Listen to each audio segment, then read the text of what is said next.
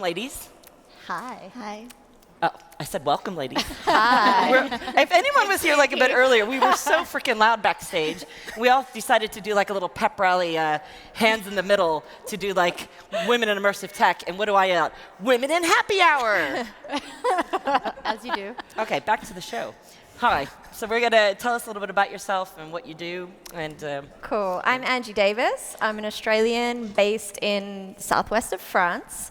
And I'm a documentary and VR director, producer, and writer. So I have a 15-year background in journalism. And then I crossed the fence into film directing. And then I was introduced to VR. And I fell in love with that medium for storytelling. Fantastic. Hi, Asha. Hi. Asha. Yeah, I'm Asha Easton, and I run an organization based in London called Immerse UK. We work in partnership with the government in order to help grow the immersive tech ecosystem in the country and to help basically make the UK a leader in the space. That's the remit. So Fantastic. it includes a lot. And we'll hear a little bit more about that Later. in just a moment. So Yeah. hi, Alina. Welcome. Hi, I'm Alina Kadlubsky. I'm a product designer and creative by day, and supporting the Open Air Cloud nonprofit by night as chair of the User Experience Accessibility and Safety Working Group and director of communications. That's a We all get a bit of whoops. We're going to clap for Alina. Come on, people. It's about equality, right? Hello, Ekaterina. Hi, I am Ekaterina Prasolova-Førland. I am a professor at the Norwegian University of Science and Technology. Some people call me Norway's first VR professor. And I am heading the Innovative Immersive Technologies for Learning Research Group and Lab. And at our lab, we develop educational immersive applications for a wide range of subjects and target groups, everything from neurosurgeons training, teaching math, language, climate change, etc., and empowering young job seekers. And with the latter project, we made it to the finals of last year OGI Breakthrough Awards.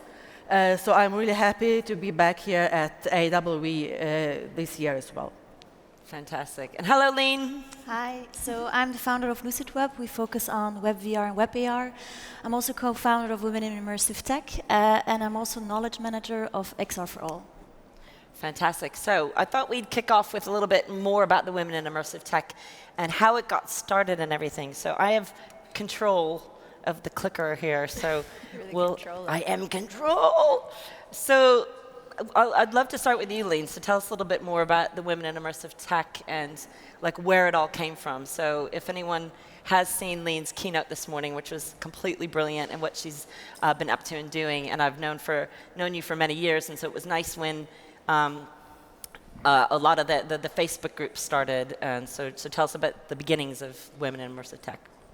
So basically, yes, a Facebook group that I kickstarted in 2016 after falling in love with the medium. I'm based in Brussels, and although there was a quite vibrant community, I still felt a bit like isolated in my new passion. So I created this Facebook group. Then at some point I felt the group was really growing strong. I asked some of the members if they could join as co-founders. 2017 we rebranded it. The group kept on growing, and now this year we transformed it into a non-profit, and we also onboarded some ambassadors who can help us with organizing more local events. So that's a bit the story. Right, and the group has grown so much from like 5, 10, 15 people a few years ago to now over 1,310, because I saw at least 10 people join yesterday. So, I mean, that's a round of applause in itself, guys, seriously. Thank you. It's so important to recognize these kind of things, and you know, what's also equally important is that within this group there are a lot of very supportive men and transgender. You know, it is genuinely XR for all, isn't it? So we're finding a lot of support in this, in the Facebook group, and with the launch of the nonprofit and the website. You know, tell us about the kind of like posts that go on there, the kind of community that's been built. So yes, one of the most exciting things as an administrator on the group is to welcome the new batch of members. So I think last week I did another introduction. I just introduced the last 25 women and men because of course it's available for everyone to join. And the profiles of the women who then introduce themselves, I'm very humbled to see what these women are doing in regions in Europe, in universities, research groups, or professionally, of course, with their own startups. So it's really an inspirational group of women who definitely deserve more visibility. Great. And what's also great about this group is that it has been seen in lots of press around the world. So it's quite nice that there's a firm international footprint, as we have represented on this panel today, from Australia, Brussels, America, Germany, Norway. Canada. And Canada. Oh, Canada. Right, who here loves Canada? 3 people. No, 3 people. Cool. It is. So speaking of kind of successes in an international field, so much of what we do as creators and business women and men and everywhere in the world, so much we can't do that without a lot of the R&D, the research, the development that goes through a lot of our academic institutions. So I wanted to start with you, Ekaterina, and some of the achievements that you've done and some of your favorite case studies to share with us today. So I've got the little, there we go. Thank you. So in one of these images you see our lab, which is one of the most advanced XR labs in Norway. It means a lot to me. It was founded almost at the same time as my first daughter was born, who is now 3. So the lab is now my second daughter. I love that. And for me, XR means a lot of passion.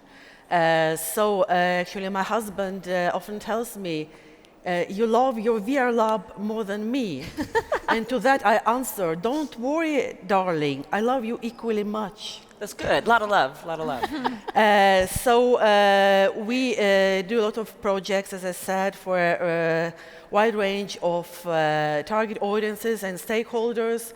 And we don't only develop these apps, applications for learning and training in XR, in collaboration with different research environments and public sector and industry, but we also do research on that, because research is something that we are currently lacking in some of the fields. We need more research on what works and what doesn't. Maybe if you go to the next slide, so you see snapshots of some of our projects. Climate change, sea level rise in the city of Trondheim, that you can explore on your body by running through the city, experiencing how the streets are flooding. You have to shoot cars that turn to bicycles and CO2 molecules to save the climate and avoid drowning. We work with collaborative VR for collaborative learning, historical reconstructions, returning boring historical manuscripts into engaging pieces with holograms and VR. And we do develop training for neurosurgeons at our local hospital using Magic Leap. And generally, we love to work with the most advanced technology, XR technology that exists. And the project that I mentioned that made us to the final of the OGIE Breakthrough Awards last year, empowering young job seekers in collaboration with the Norwegian Labour and Welfare Administration, is maybe one of the most exciting our projects. And if I am allowed, I could show a short video about that project.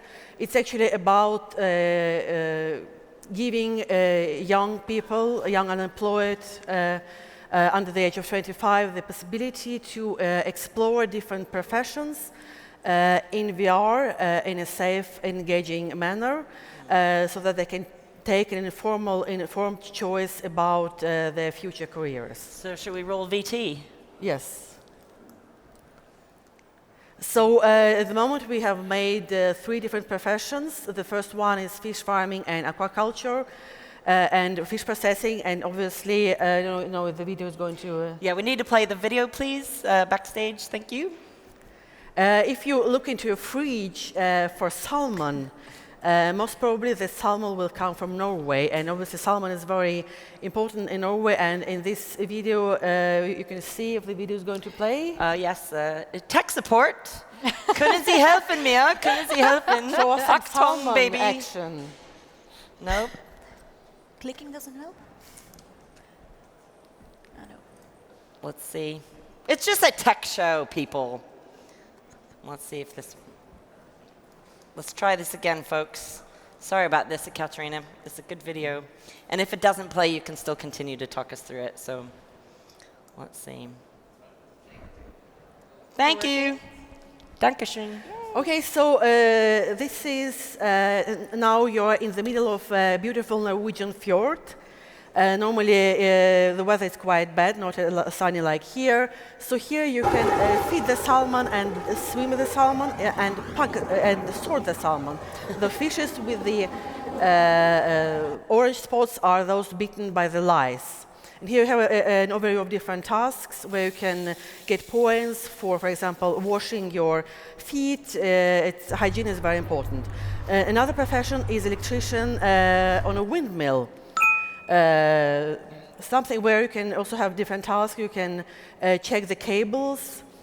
Actually, when we did this particular simulation, I climbed all the way to the top of the windmill. It was very exciting. It was pretty much harder than in the simulation, but still the simulation gives you kind of a job taste in some experience of being there in a windmill. And so finally we have road construction where you basically again go through some series of tasks. You can you can secure the area, you can operate a digging machine. But personally my favorite part is the manual digging. So actually you take a spade with your Vive or Mr. controllers and you do the digging. It looks quite funny when you look at people doing that from the outside. So now we're developing a fourth one. It's car mechanics.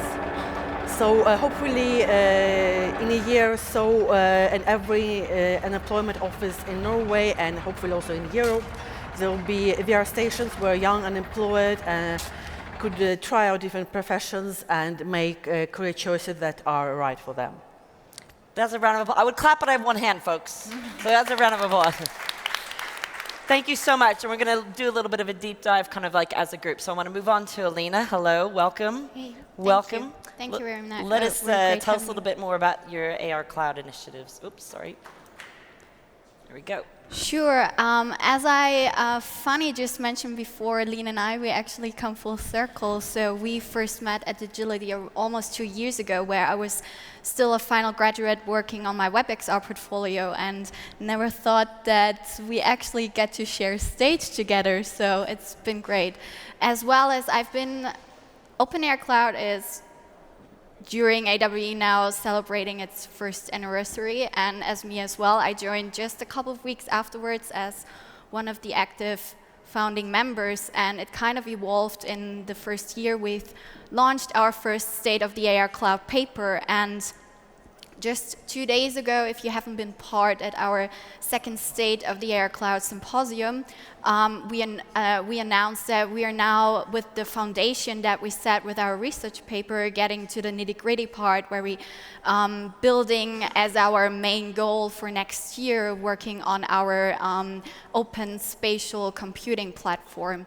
So you might have heard for the last 2 days some talks regarding the tech that need to be built to set up the decentralized version of the spatial computing platform, which I think is currently even more important with Facebook announcing that they are working on their own version of the AR Cloud. So what I want to add to all the tech part is from our user experience and accessibility and safety working group is we want to make sure that while building this ecosystem that we make sure it's a human-centered ecosystem. So there's a huge potential regarding accessibility and also being inclusive, especially as well as making sure that we deepen our relationship with our partners from XRSI and CAFIA, who gave an amazing talk yesterday, that we make sure that privacy, security is a core value and a core piece in it as well. And also making sure that we integrate multi-sensory. Oops, sorry. Yeah. So that's our mission for the next year. No, fantastic. And so when you were studying, did you dream of, is this like a dream job for you then? So, you know, I'm not working in the industry yet. I'm a product designer at a normal tech startup, but while studying, I've started to, I basically at my first virtual experience was being in Tilt Brush, and when I was a kid I always dreamed of having this infinite canvas. So for me that was this like wow factor that I always imagined to have when I was a kid. So, but it evolved from there. I tried to get there. Yeah, cool. We work as a team on it, so it's been really amazing to work with all these amazing people and learn from them. And yeah. So what you're doing is so important as well, especially with, you know, we talk about, you know, data, privacy, security, inclusivity, diversity, and making sure that all happens. So I want to fold over into you there, Asha. Yeah. Tell us a little bit more about, sorry about the teaser, everybody, Immerse UK. Yeah. Okay, so Immerse UK was started a few years ago. We're part of a larger network called the Knowledge Transfer Network.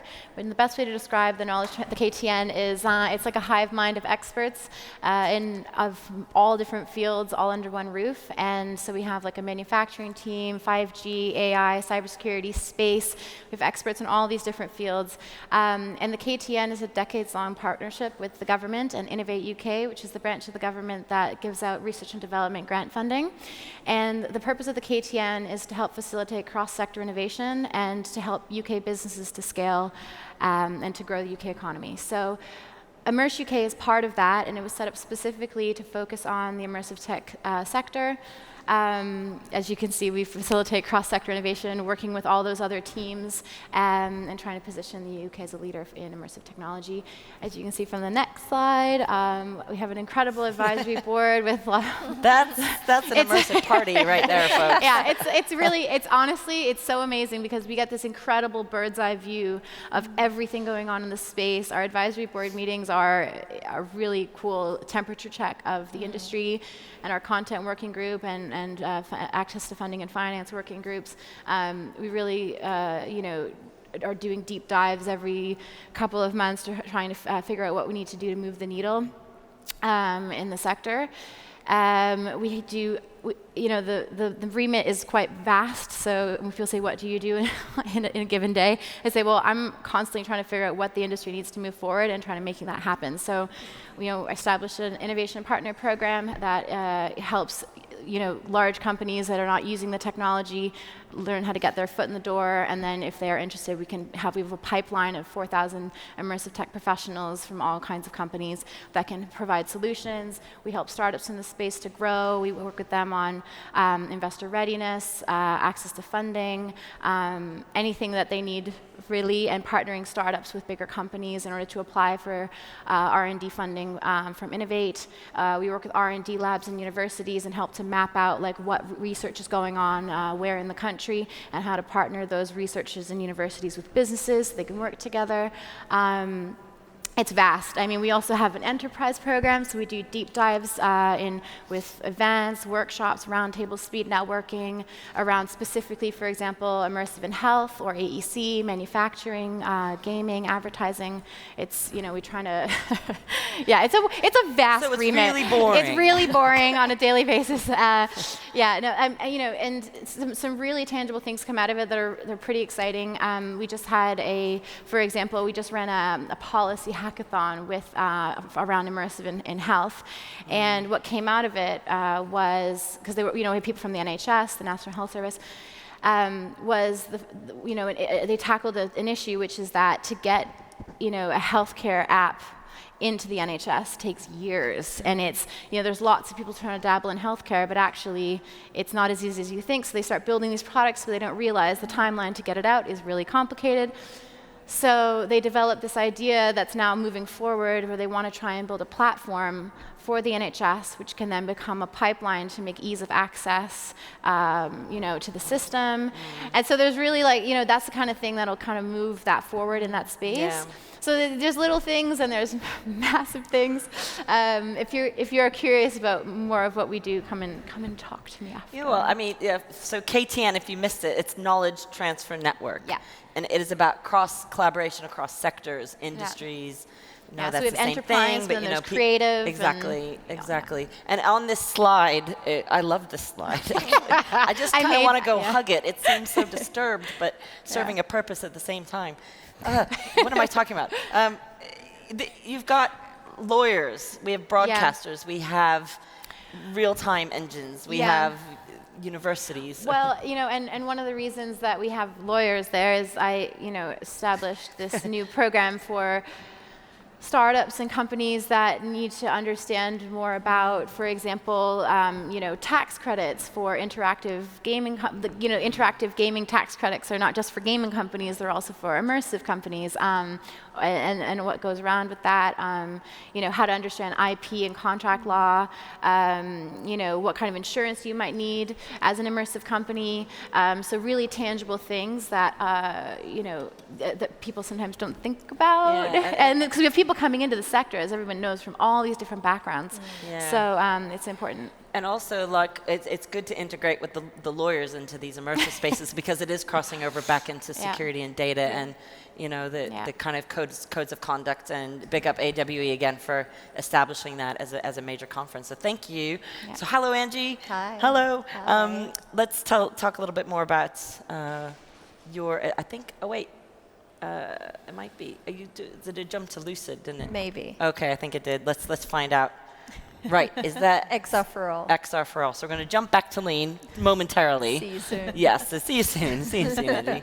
And just give us another quick overview of Lucid and XR for all. Sorry about that, guys. No worries, no worries. So yes, XR for all, I will keep it brief, is the first initiative of the European Commission to support European VR and AR developers, but also academics, institutions, non-profits. So everyone who has a bright idea, of course, on the level of technology, could reach out and have their idea of MVP or SDK supported. So there are a couple of cutoff dates. It's still the May 2021.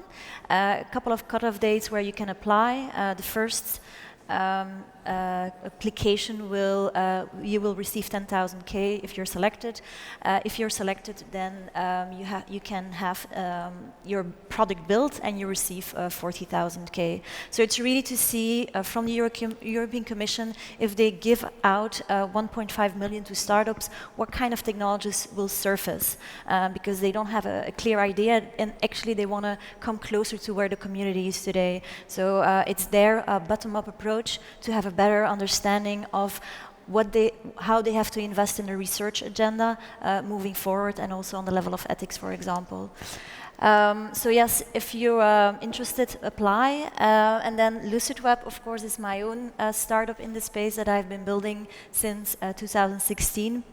And now we're officially a pre-seed company. We're closing a pre-seed round this month, before Christmas, and we're looking for next year for other partners. We launched our platform in Venice at the film festival.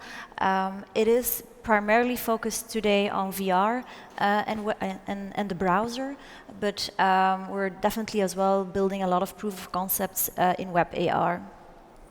Cool. Thank you, Leen. Sorry about the slide mix-up. So hello, Angie, again. Hi. Welcome back. I'm here. Welcome back. I've been here. Yes. So let's hear more about your award-winning productions. Well, actually, I just got an award, but it was in the 2D space. So Okay. I work in both spaces. I'm a storyteller. And I sort of jumped into VR about 4 years ago, right in the early days. And you hear a lot of people talking about like, oh, there was the hype, and then there is like it just kind of disappeared. Well, it didn't disappear. We've all been here working our butts off to keep this space growing. So it didn't disappear. I didn't take a holiday for 4 years. I wish I did. Now I'm actually currently working on a first of its kind stereoscopic VR 180 wildlife and conservation series that I can't talk too much about. because it will come out globally in December. But I just returned from filming the first episode in Africa, and what I can talk about is what I was doing when I was not filming, and that was putting newbies into headset. So you'll see a few photos here.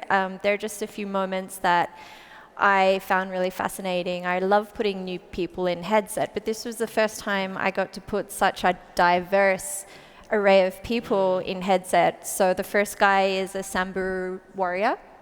The second kid is a Maasai child. And third guy is from WWF Kenya. They all tried VR, a documentary, various documentaries, and Beat Saber.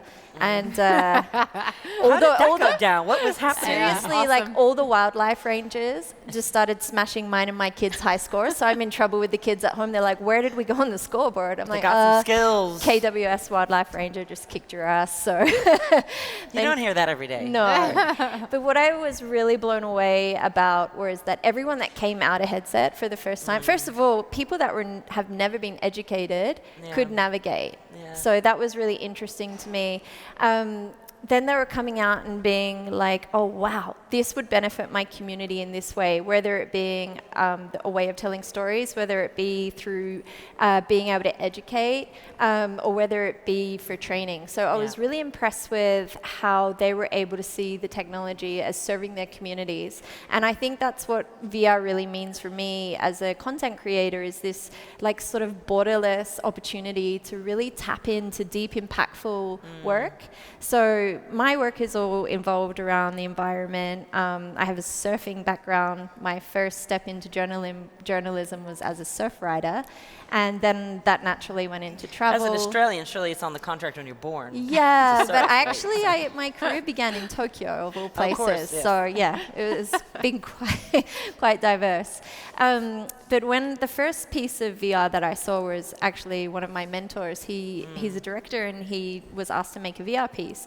And they did a live stream of a birth. So it was an Australian mining worker who was working in rural Queensland in the mines, and his wife was giving birth in Perth, so the opposite sides of the country, and they live streamed the birth. And when I saw that piece, I was just blown away. Like I was like, wow, this is just really powerful for empathetic storytelling.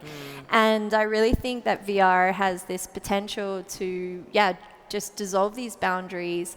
And right now I'm really passionate about how we can use it in conservation and social impact. And the stereoscopic 180, I think, is going to be a sweet spot for adoption. From a creative point of view, I was a little bit skeptical when I was hearing a lot about it last year, and I was working still in 2D space, shooting on Red and Ari. Right. And then in 360, I was frustrated because we were, it's a lot of sticking the camera and running and hiding behind a tree, and I was frustrated from a director's point of view. And I know a lot of 2D directors that have dabbled in VR and then got out of it because they wasn't what they wanted from a storytelling perspective. You lost a bit of control in exactly. a way. VR 180 gives a bit of that control back, but the prototype cameras that we're working with now, it's the early edits that I'm seeing is just this latency that I've never seen before in headsets. I'm really excited about the quality that it allows in VR 180. Can you reveal your kit? No. Oh, you can't even talk about the cameras. I can't even tell you what the cameras Get are. off this stage, I know, woman. it's so frustrating. December, it'll go global in December. Find me on Twitter or the Women in Immersive Tech group, and I'll be able to share it with the world, and I'm excited for that. And also, I mean, again, that's a massive round of applause, and I think it's if anyone saw your immersive journalism panel yesterday, we do know the care that goes into these types of productions. So it's so much more than just sitting down, putting on a headset, and seeing what's around you. There are so many teeny tiny details, tenfold from a traditional 2D production. Exactly. So from a birth in Perth to a rapper called Harry Schotte. And I do a lot of chairing, a lot of sessions, and it's my pleasure to be back on stage with some of these and new friends here as well.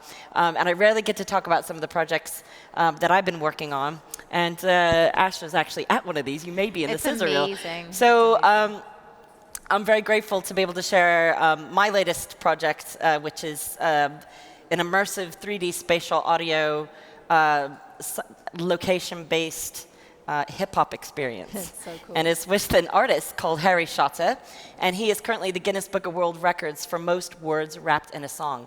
So he's a drum and bass grime artist in the UK, and he beat Eminem's record 2 years ago, and he still holds it.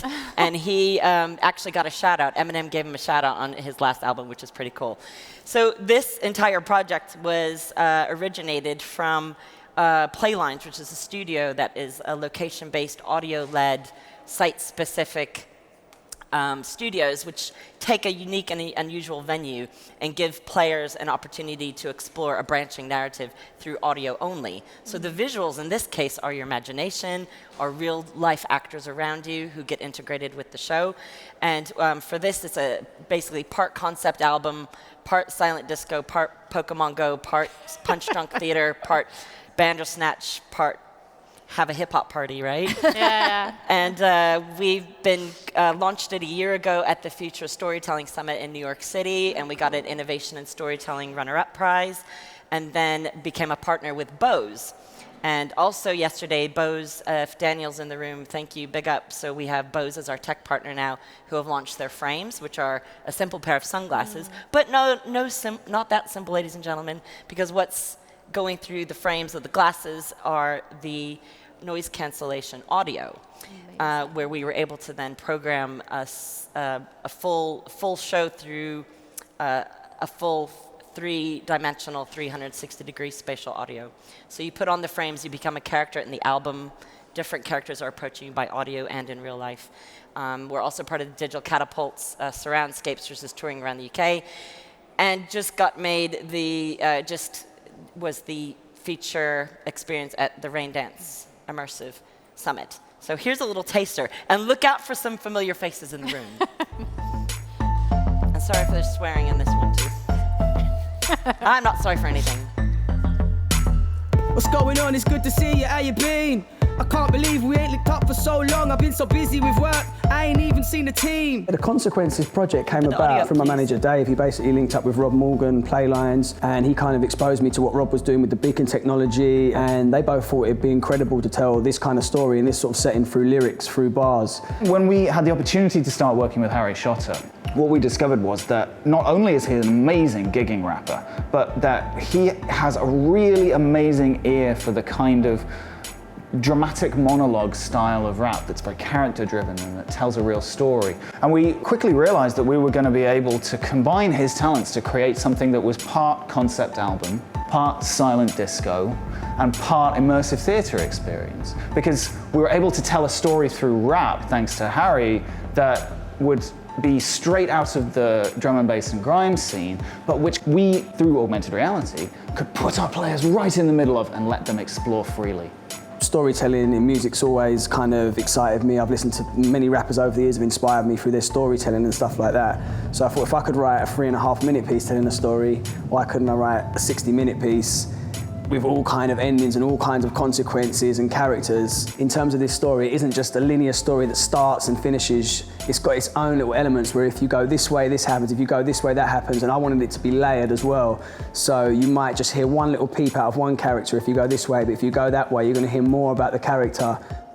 The reason I like doing sort of stuff in the tech industry with the music, because I think young people, my audience, they're using all this stuff and they want new experiences. They want to experience stuff in new ways.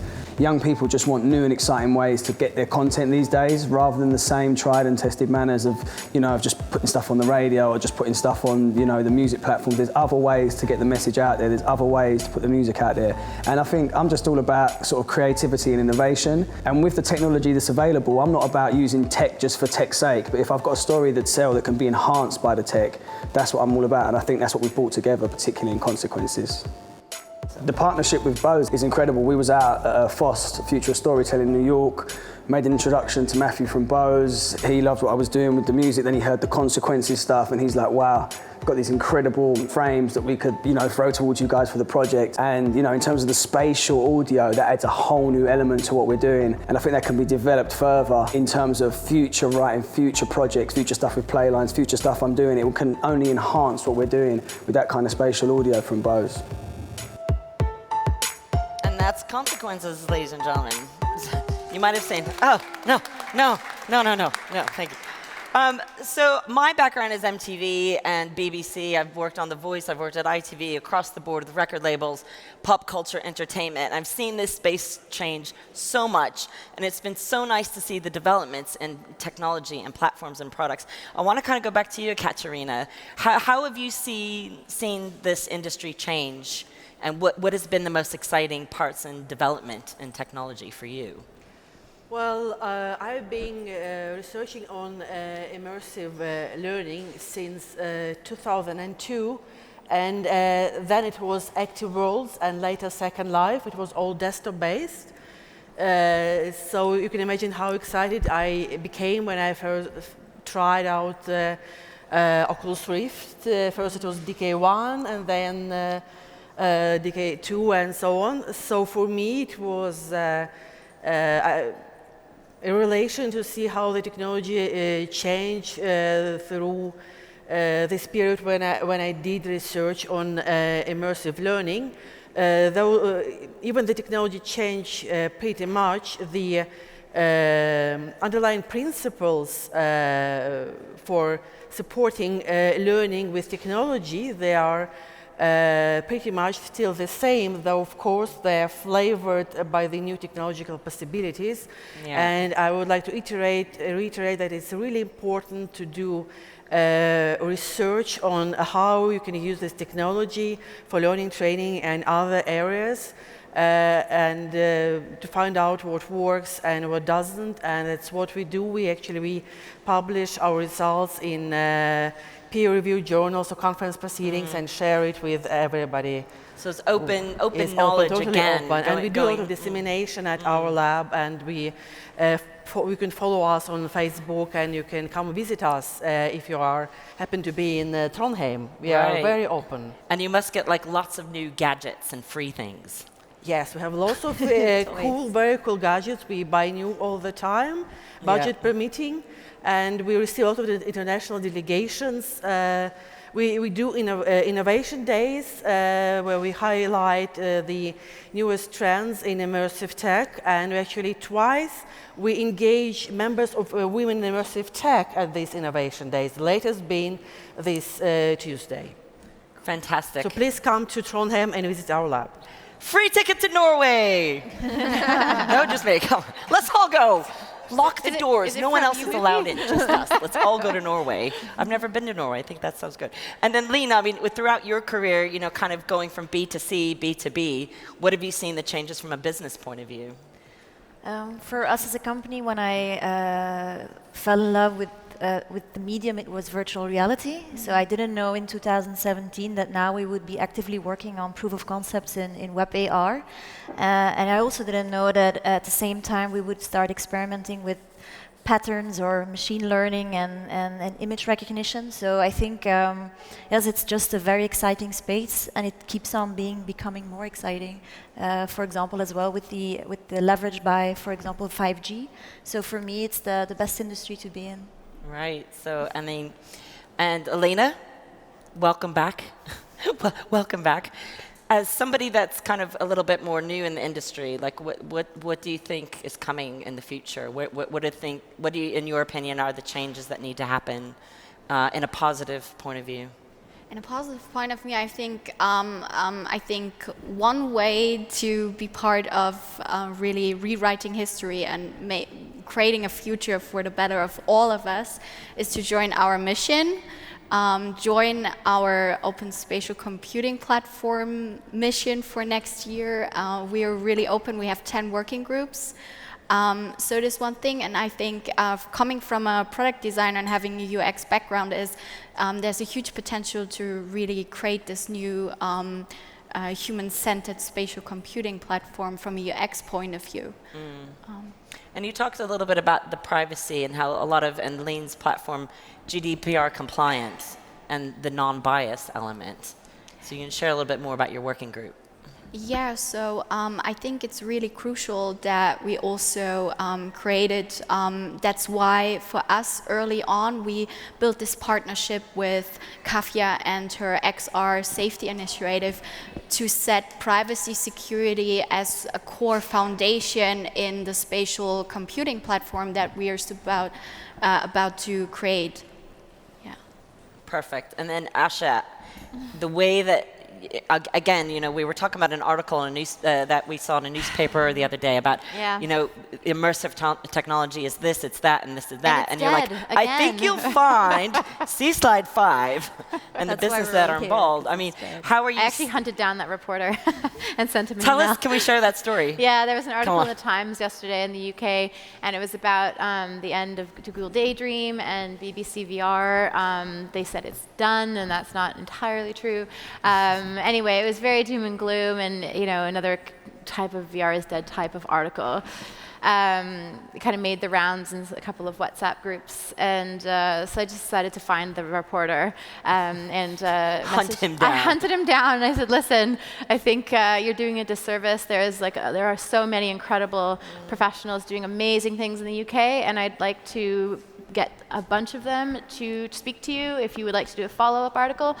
And we're actually going to invite him now to the launch of our next immersive economy report, which comes out in mid-November. And also, so ours is about the current state of the UK market, but PwC is simultaneously, we kind of work together to make sure we didn't do the same thing. So they're doing one that's future-gazing, immersive industry by like 2030 type thing.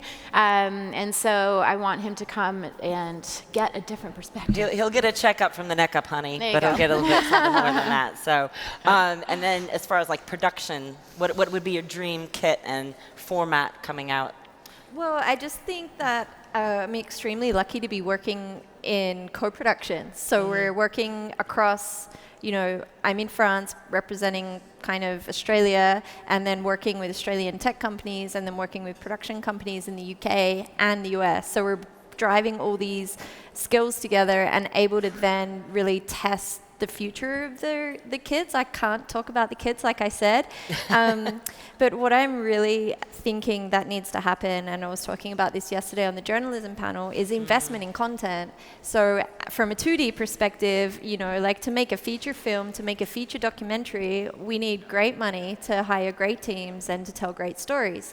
You are just sort of like expected in VR, like here's a 360 rig, go like, you can do it as you're a one-man band. Like, I mean, sound is just as important in VR as well. So funding for content is the funding for content. Like, thing. if you guys want to see more great content, put the money on the table. And I don't mean like a few $100 and a gimmicky camera. We need great investment in content. And I'm becoming the managing editor of Immersion, which is a VR discovery engine this year, and we're really looking to help the distribution. That's the other area that needs a lot of help. A trend I've noticed, though, is that a lot of content producers have gone the route of now trying to develop tools that are scalable to help enable the development of content, especially quality stuff, and people, especially in VR training, which you talk tons about, instead of doing one-off bespoke solutions, which can be expensive. I've seen many companies that are now trying to develop,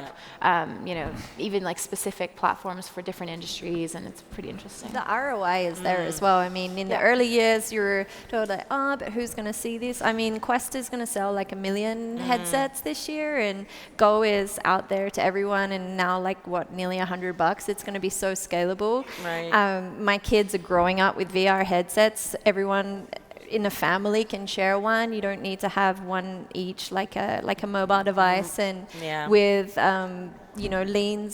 Leen's company as well, getting browser-based VR, it's just making the distribution so much more available. Now we just need the money for the great content. Right, and as you've seen on the show floor, we've got new devices, we've got new ways to experience this content. Funding is always an issue, no matter what we're doing in the world. We can all all of our heads are going to rattle, keep nodding and roll off the door with the nods of recognition with funding, whether we're nonprofits or in cross-platform production and the music industry to to enterprise, to everybody. I'm a big champion of trying to figure out where all the pots of money are in the world and how we can align those pots of money strategically in some ways. I had an interesting conversation just before lunch with someone who was talking about, how can we get R&D money in Canada working together with R&D money in the UK and not have them cancel each other out, and not make you ineligible. There's ways. Don't do a Brexit with Canada. Number one. Yeah. No, perfect. I think it's so important that we were able to kind of, give a platform and recognize such a diverse cross-platform of production, of technology, of academics, platforms, security. So I'm going to give it back to Julia, if our beautiful, lovely MC Julia is back on stage, to ask some questions. I'm sure we are busting at the seams for questions for our panel, right? Hi guys, you dropped that on time, like perfectly timed. We're pros. First of all, I would like to ask for a random round of applause for those ladies here. Impressive.